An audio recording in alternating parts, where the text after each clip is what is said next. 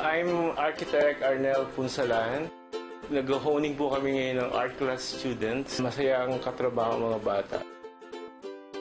As you can see, I have the GMA and we feel so much at home. Feeling namin is nasa Pilipinas din kami. Kasi bata pa ako, may Itbulaga na. So, until now, Itbulaga pa rin ang siyempre ang favorite show namin. Minsan, nagpalabas ang Itbulaga sa street na pinagkalakihan ko sa Mandaluyong. I see the people na I miss so much and of course my streets. I like the beauty of the Miss Marian Rivera. Almost lahat sila magaganda.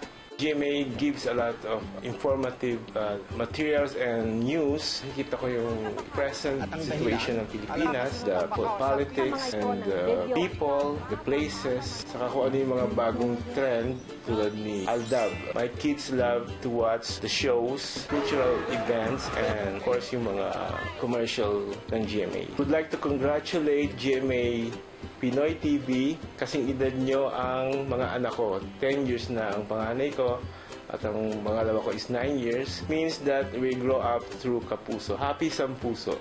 Proud to be Pinoy and proud to be Kapuso. Maraming salamat sa saya at sa 10 taong pagiging Kapuso. Proud to be Pinoy. Proud to be Kapuso.